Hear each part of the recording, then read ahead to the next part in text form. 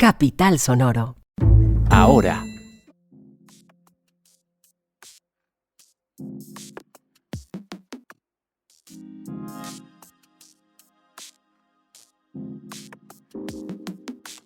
Lanzan nueva plataforma para monitorear la desinformación y la estigmatización sobre líderes sociales. ¿Cómo funciona? Publican nuevas cifras sobre venta de vehículos en Bogotá. ¿Cómo estamos respecto del año anterior? La Secretaría de Cultura publicó un análisis del sector cultural en 5 ciudades. ¿Cuáles son las conclusiones? Ahora, un podcast.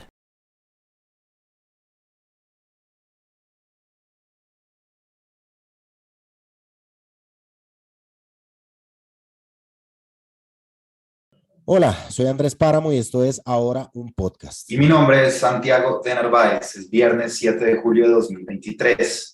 Y el dato del día está relacionado con nuestro especial de hoy sobre infancias trans en Bogotá. Hoy tuvo lugar la marcha trans y a propósito de ella quisimos preguntarnos por las infancias que se identifican con un género diferente al que fueron asignados al nacer. ¿Existen datos sobre las y les niñas trans en Bogotá? ¿Cuáles son sus principales dificultades a la hora de hacer sus respectivos tránsitos? ¿Existe una política pública que les dé acompañamiento? La periodista que estuvo detrás de la investigación fue Melissa Guevara. Hola Melissa, ¿qué más? ¿Cómo vio el programa hoy? ¿Cuál es el dato del día? Hola Santiago, pues el dato sorprendentemente es que no hay datos de infancias trans en Bogotá. Según la Fundación GAD, actualmente están trabajando con 17 niños y niñas trans quienes están haciendo acompañamiento psicológico, psicosocial y además los apoyan en otros procesos de salud a estos niños. Sin embargo, la cifra no está actualizada, por eso decimos que no hay datos exactos y precisos en cuanto a infancias trans en Bogotá. Y es que, perdón, ahí va a seguir rápidamente para allá la segunda. Y es que no existen datos, es porque las barreras de salud, de estadísticas, alcanzaron también las infancias trans. Para ponerle en contexto, asignarle un color de ropa a su hijo o hija en los primeros años de vida puede llegar a incomodarlos, pues según la Liga de Salud Trans, es en el desarrollo de la niñez donde se reconoce la identidad de género. Así que sin infancias trans no se podría hablar de hombres y mujeres trans, porque la mayoría de ellos inician su identificación antes de ser mayores de edad. Bien, Melissa, gracias. Del programa de hoy, cuéntenos qué fue lo que le pareció más relevante. Las dos invitadas en estudio, en efecto, tienen experiencia de vida trans. Una, por supuesto, es una mujer trans y la otra tiene una experiencia de vida trans gracias a su hermano menor. El hermano inició tránsito muy pequeño, a los 7, 8 años de edad. Hoy tiene 14 años y es precisamente la voz de ella quien nos ilustra en el proceso de tránsito que viven los infantes. Además de él, también conocimos la historia de Hannah y de Luna, dos niñas trans que iniciaron precisamente este cambio de identidad de género e identidad sexual a los 5 años. Por ejemplo, Luna fue la primer niña de Bogotá y la segunda en Latinoamérica en cambiar su identidad de género en la tarjeta de identidad. Hannah, por el contrario, inició su tránsito y para ella fue un poco más sencillo la adaptación en su colegio, a pesar de que a las dos las estaba apoyando la familia. Hannah tuvo algunos problemas en su colegio relacionado al bullying y es ahí justamente lo que hoy estaban hablando en estudio y es que las barreras religiosas de educación y de salud es lo que afectan a las infancias trans y por supuesto las familias que no están dateadas y no están preparadas para llevar estos tránsitos. Ok, Melissa, muchas gracias. Entonces, ahora sí, vamos con las noticias.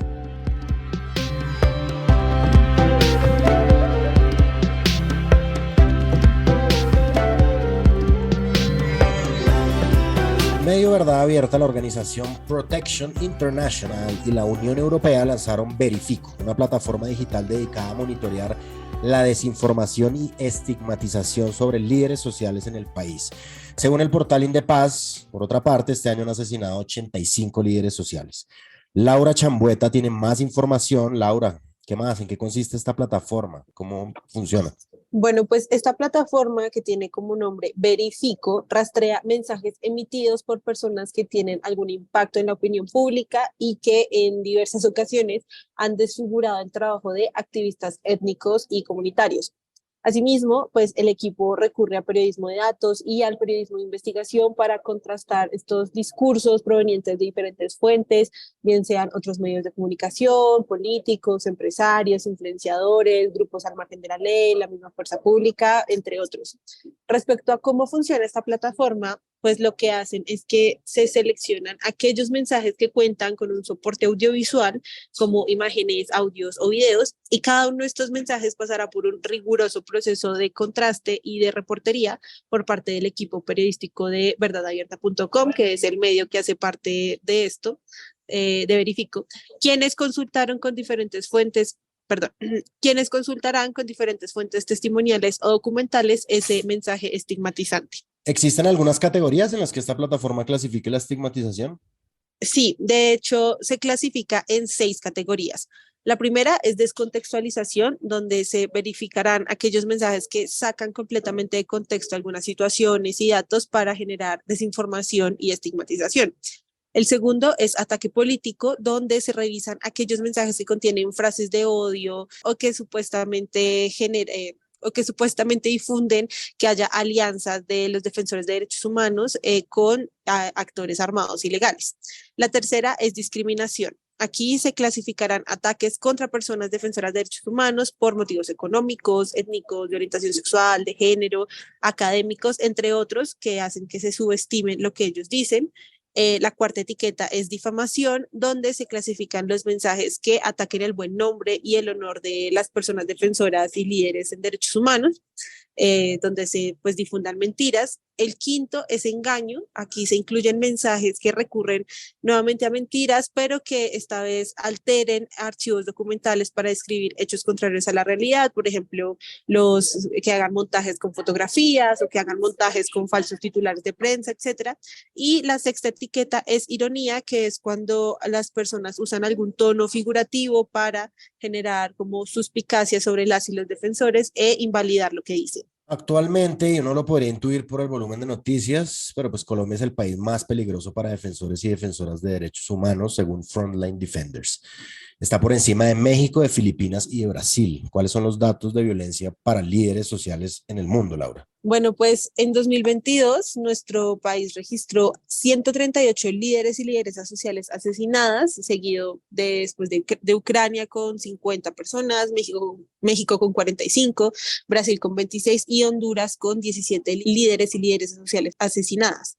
Además del conteo que realiza Indepaz, que usted pues mencionó anteriormente, la Defensoría del Pueblo también registró que entre septiembre de 2019 y diciembre de 2022 fueron asesinados 593 líderes y defensores de derechos humanos, a pesar de que ya se habían expedido 232 advertencias de amenaza en su contra. Ahí mismo, la Defensoría del Pueblo cuenta que de estos 42 meses del periodo estudiado, hubo 2.060 amenazas, 125 atentados, 60 desplazamientos y 16 casos de estigmatización contra líderes sociales. Laura, muchísimas gracias por la información. Con todo gusto, para las y los interesados en conocer este portal, pueden acceder a www.verifico.verdadabierta.com.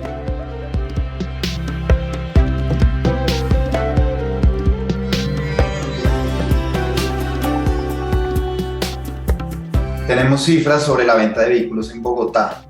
Cristian León, ¿quién dio las cifras y cómo son? ¿Qué más, Santiago? Andrés, así es, salió un gran balance. Ya hemos tocado este tema de las ventas de carros, ya todos sabemos que están a la caída, no solo en Bogotá, sino a nivel nacional, pero este informe es diferente porque evalúa todos esos meses, recoge todas las cifras y también hay que saber quién lo saca, ¿no? Que es algo muy importante. ¿De dónde sale? Como usted preguntaba, respondiéndole de ANDI y FENALCO. Estos gremios son los que representan a los ensambladores y comercializadores en el país. ¿Qué dijeron? Pues sí, que esas expectativas para este cierre de año para ellos son, y abro comillas, catastróficas. Y repito, hay que saber de dónde vienen las cifras y claramente son de las ensambladoras. ¿Y qué indican? Que proyectan que en este 2023 ellos cierren 200.000 unidades entregadas. Eso es una baja considerable a lo que ellos llevan vendiendo. Es más del 20% de lo que se vendió en 2022, en donde la estimación era 230.000 vehículos que ellos habían logrado comercializar, aún en esas condiciones que no eran tan favorables. Entonces, lo que ellos dicen ahora es que ya habían planificado que el panorama no fuera el mejor, y que sin embargo se llevaron una sorpresa en este inicio de año porque está mucho más bajo de lo que ellos esperaban. Ok, perfecto. ¿Qué han dicho los representantes de esas agremiaciones, de la ANDI y de FENALCO? Bueno, ellos dicen y le hacen un llamado a los bancos, al gobierno, y dicen que lo que los está afectando principalmente, como a casi todos los colombianos que quieren comprar algo con préstamo, son las tasas de interés tan elevadas que hay en este momento, y ellos dicen que están así, entre comillas, afectando el apetito de comprar carro. Entonces, que claramente muchas de las personas solo tenían acceso a un vehículo o ya saliéndonos de este marco una casa u otro tipo de bienes por medio de los créditos de los bancos. Sin embargo, a raíz de lo que ha pasado en los últimos meses, escándalos, también comportamiento del dólar, inflación, todo eso que se ha mezclado, si lo metemos en la licuadora, ha generado que esas tasas estén tan altas, y lo que ellos les dicen al gobierno es, hey, venga, ayúdenos, bájenlas un poquito, tenga acciones de contingencia monetarias que ayuden porque pues, si no vendemos se estanca de cierta manera la economía. Entonces lo que ellos han hecho es no solo decir, miren, aquí están las cifras, sino presentamos estas cifras con el fin de que ojalá nos escuche el gobierno en esta ocasión, porque pues como empresarios estamos vendiendo menos. Eso fue como una síntesis de lo que busca este informe. Bueno, pero tendríamos también que pensar si una mayor venta de vehículos es lo que necesita la ciudad, ¿no? Cuando se plantean debates sobre la eficiencia del vehículo privado para movilizarse, sobre la necesidad de más y mejor transporte público, debates sobre la transición energética y sobre la crisis climática en general, ¿cierto? Totalmente de acuerdo, Santiago, y qué pena. Permítame, yo le pregunto, ¿usted en estos meses contempla de pronto comprar carro, moto, un vehículo? ¿Cómo la ve? ¿Cómo Negativo, no está entre mis planes financieros ni personales comprar un vehículo motorizado en este momento. Y déjeme decirle que así está la mayoría de bogotanos, según las encuestas que hace Bogotá, ¿cómo vamos? La gran mayoría de los capitalinos que en este momento no tienen ningún vehículo no está pensando en comprarlo. Y ya hablamos lo de las tasas de interés y bueno, tema económico, pero además, digamos, en la capital hay otros factores que día a día yo no estoy descubriendo América y todos lo sabemos, que son el trancón, la contaminación, el estrés.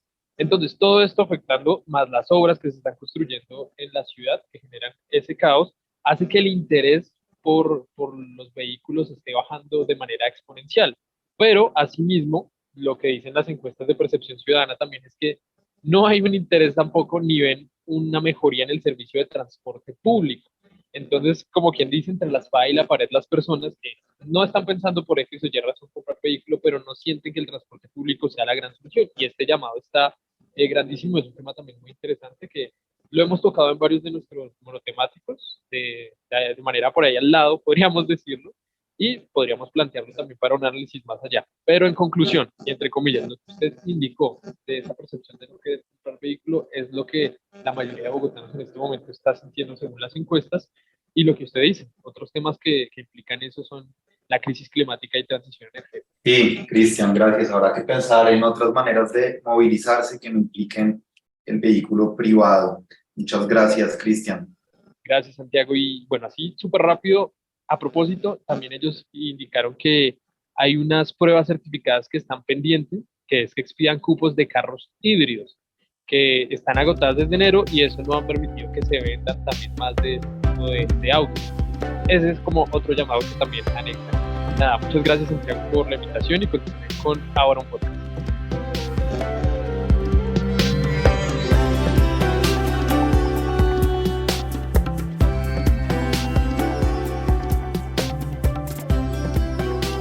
La Secretaría de Cultura hizo un análisis de la encuesta de hogares que publica el DANE, mirando cómo está el sector cultural en 5 ciudades, en las 5 ciudades más grandes del país, y allí encontró datos importantes. Carol Velázquez es nuestra periodista cultural. ¿Cómo están Bogotá, Cali, Medellín, Barranquilla y Bucaramanga en materia cultural? Hola Andrés, ¿cómo estás? Es un gusto para mí estar aquí en Ahora un Podcast. Y bueno, de acuerdo a este informe, Medellín presentó la mayor variación en los ocupados del sector cultural y creativo, con un crecimiento del 44,7%. Esto quiere decir que hubo un aumento aproximadamente de 19.000 ocupados en actividades de este sector, con respecto al periodo del año anterior, es decir, el 2021. Después le sigue Cali, con una variación del 17% respectivamente. Sin embargo, se evidencia también que para este periodo analizado, Bogotá fue la única ciudad que presentó un comportamiento negativo en el total de los ocupados de las 34 actividades que se analizaron. O sea, pasaron de 156.000 ocupados en el primer semestre del 2021 a 148.000 ocupados en el primer semestre del 2022, lo que representa una disminución más o menos del 5% de los trabajadores. Y Bucaramanga es la ciudad que evidenció la mayor variación porcentual con un 18,2%. Mm, Carol, ¿cuánta gente hay en el sector cultura que está vinculada formalmente a la economía? O tal vez se la volteo, ¿cuánta informalidad hay en ese sector? Bueno, de acuerdo a lo que publicó este informe, Bucaramanga presentó la mayor participación de ocupados informales para el primer semestre del 2022, con más del 60% en comparación con las demás áreas metropolitanas estudiadas. También Bogotá es la ciudad con la menor proporción de trabajadores informales en las actividades del sector, con un 21,7%, y pues por su parte Medellín y Bucaramanga son las ciudades o las áreas metropolitanas que presentan un crecimiento de los trabajadores informales con 3,3 puntos y 2,9 puntos respectivamente para este primer semestre del 2022. ¿La Secretaría de Cultura hizo algún análisis de cómo están las mujeres en el sector? Sí, lo hizo, y lo que arrojó este informe es que en las 5 ciudades, o sea, en todas, la participación de las mujeres llega solo al 40% del total de mujeres ocupadas en el sector. Cali es la ciudad con mayor participación de mujeres ocupadas, con un 39,3%, y Bogotá, aunque no tuvo un aumento, tuvo una participación de mujeres del 37,8%. Y las ciudades que presentaron menor participación de mujeres en este tipo de actividades culturales fueron Bucaramanga con un 28,5%, y Barranquilla, que mantiene un comportamiento similar en las mujeres que trabajan en estas actividades, con un 24,4% para el primer semestre del 2022. Bueno, muchísimas gracias por la información. No, gracias a ustedes, y nada, es importante conocer este tipo de datos porque aunque las personas no lo crean, este sector le da trabajo a muchísimas personas y asimismo le aporta al PIB de cada ciudad en nuestro país.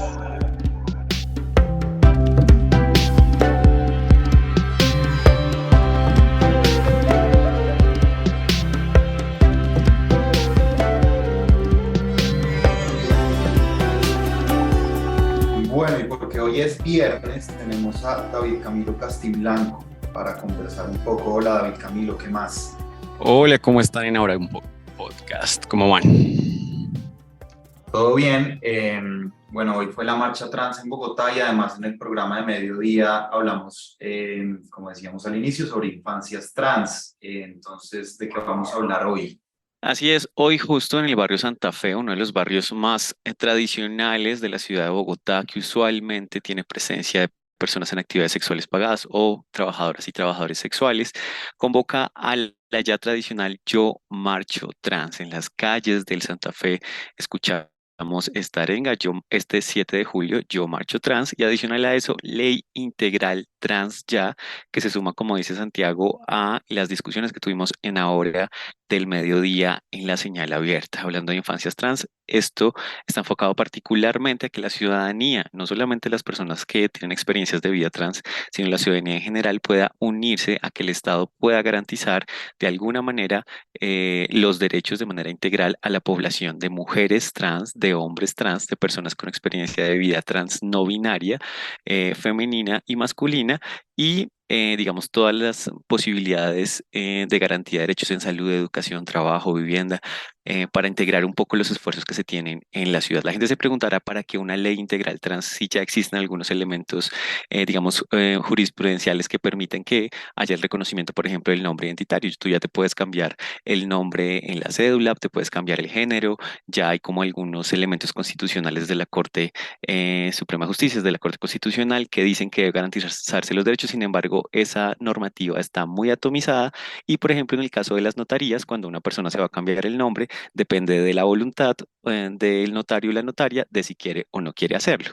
Al mismo tiempo, cuando tú vas a un proceso de hormonización, cuando quieres hacer tu proceso de tránsito diferente al que se te es asignado al nacer, tienes muchas barreras cuando vas al médico o la médica y te dice que debes pasar por un proceso de psiquiatrización, de patologización.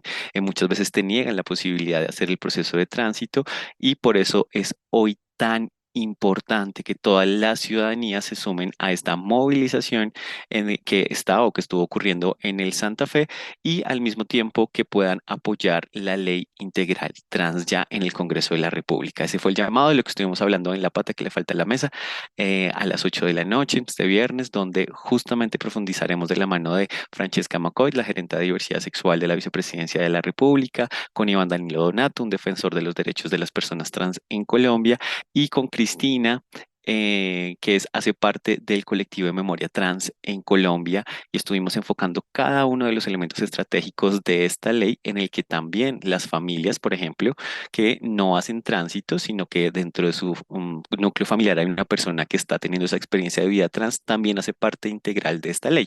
Cuando yo quiero preguntar, venga, lo que pasa es que mi familia, mi hijo, mi hija, mi hija, mi primo, mi prime, alguna persona en mi familia está en ese proceso, un amigo, una amiga, esta ley tiene en cuenta la perspectiva de familias para poder apoyar a esas personas que quizá desde el desconocimiento o quizá desde situaciones de vulneración de derechos no saben qué hacer.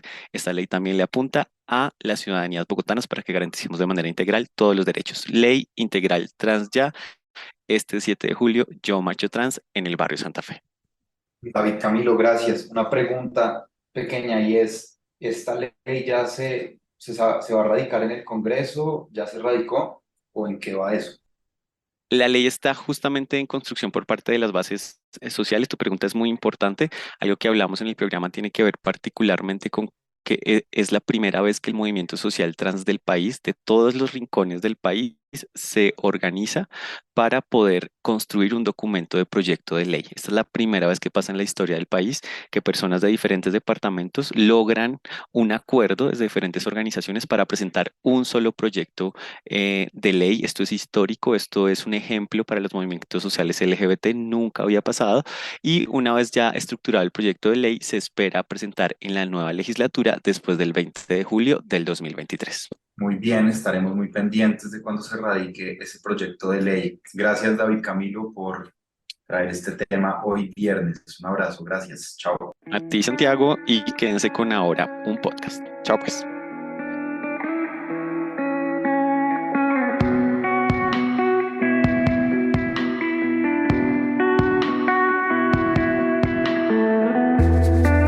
Y no se vayan sin saber las siguientes noticias. Una educación, porque víctimas del conflicto armado podrán postularse para acceder a un crédito condonable con el ICETEX que les permita cursar sus estudios de pregrado este segundo semestre del año, bien sea en los niveles técnico, profesional, tecnólogo o universitario. Las inscripciones ahora en este 7 de julio estarán disponibles hasta el 18. Toda la información se encuentra en www.web.icetex.gov.co. Una de lectura y plantas, porque vuelve el picnic literario al Jardín Botánico de Bogotá. Este domingo 9 de julio habrá actividades desde las 9 de la mañana hasta las 5 de la tarde en el Jardín Botánico. La jornada incluirá lecturas en voz alta, música, talleres, proyección de películas, presentación de libros y recorridos por el jardín. Las actividades están a cargo de IDARTES para que se pasen, se den una vuelta este fin de semana por allí. Y una que personalmente me parece muy mala, de licores y fiestas, porque Bogotá se podría quedar sin el aguardiente amarillo de Manzanares. La gobernación de Cundinamarca revocó el permiso que tenía la industria licorera de Caldas para vender ese producto en Cundinamarca. Recordemos que los departamentos tienen la potestad sobre los licores que se comercializan dentro de sus límites. El gerente de la licorera de Caldas dijo que tomará medidas, pues la decisión de la gobernación de Cundinamarca se habría saltado el debido proceso. ¿Amanecerá y beberemos? Eso fue todo. Ahora es un proyecto periodístico de Capital que está en televisión, en YouTube, en las redes sociales y aquí en podcast. Busque a Capital Político y de vital importancia para saber lo que pasa en la política y la cultura y despierte todas las mañanas con nuestro boletín en su correo electrónico. Este podcast es producido por Andrés Villamil. La escritura está a cargo de Juan Pablo Conto y quien me acompañó en la presentación de las noticias, mi querido Santiago de Narváez. La edición está a cargo de Cian Bernardo González. La dirección de los periodistas del Sistema Ahora está a cargo de quien les habla, Andrés Páramo. La de Capital Sonoro a cargo de Santiago Rivas y la del Sistema Informativo Ahora a cargo de María Paula Martínez. Google dice que mañana sábado habrá 40% de posibilidades de lluvia y que la temperatura estará entre los 10 y los 18 grados. Sin embargo, sonría, querido oyente, porque ya es viernes. Ya es viernes y no termine el día sin información. Búsquenos en todas las plataformas de podcast y compártanlo. Chao, adiós. Capital Sonoro.